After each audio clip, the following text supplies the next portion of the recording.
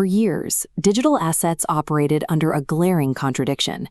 You had 24/7 light-speed technology built to move value instantly across the globe, violently crashing into the sluggish 9-to-5 mechanisms of legacy banking.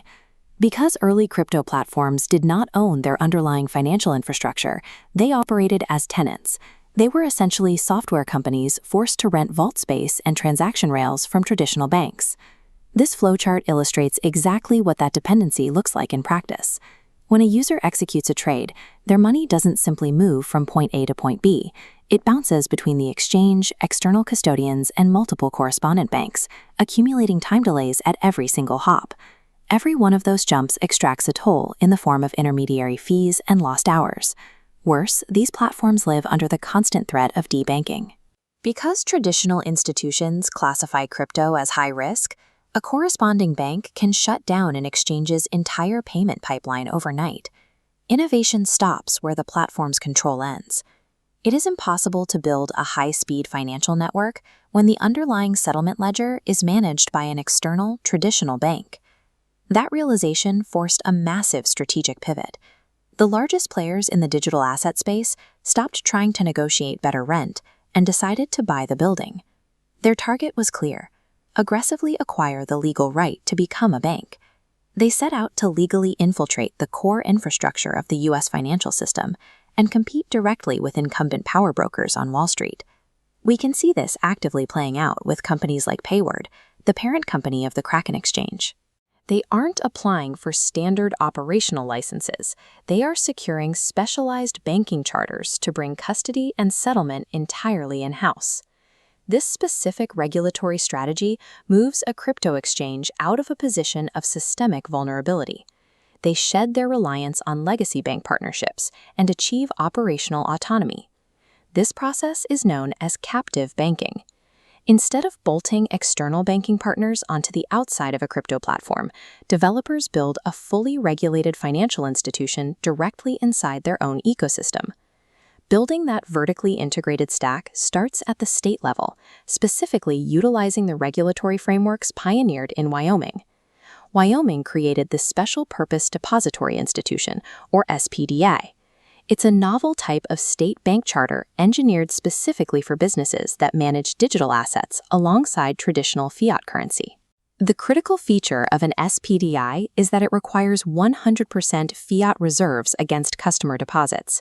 Unlike traditional fractional reserve banks that lend out the majority of your cash, an SPDI holds every single dollar, which eliminates the risk of a standard bank run. Once the state-level foundation is set, the next layer of the stack requires federal oversight, moving the platform's regulatory profile up to the national level. This is achieved by securing an OCC National Trust Charter from the federal government.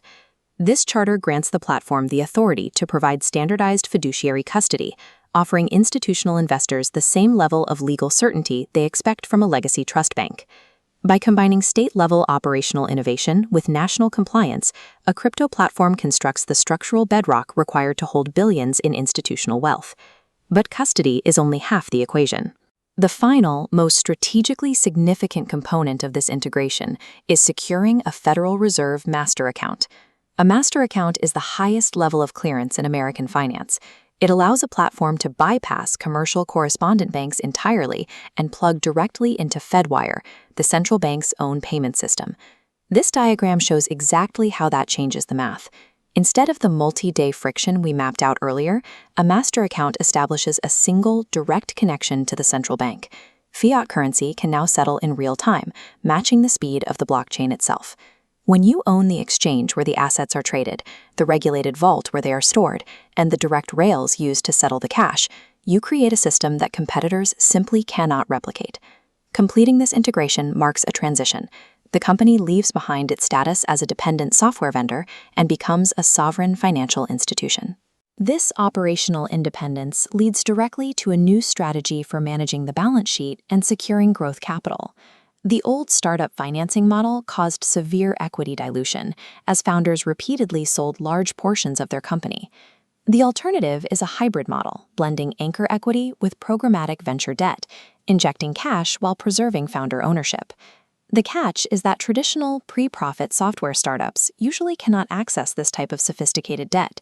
Lenders require collateral and predictable, risk-adjusted revenue streams to underwrite loans of that size. This is where the captive banking strategy provides its true value. That hard-won regulatory shield doubles as a financial instrument specifically engineered to solve this funding hurdle. Because a captive bank sits directly in the flow of funds, it generates predictable cash flows, captures interest on fiat deposits, takes a percentage of payment flows, and collects fees for institutional custody. The captive bank's steady yields act as a solid foundation, unlocking massive venture debt facilities that standard startups could never secure. With these capital blocks, founders self-finance global expansion and scale infrastructure without surrendering boardroom control. By securing their own regulatory charters and building their own settlement rails, these platforms remove their dependencies on the legacy system. They dictate the flow of their capital, defining the future of finance on their own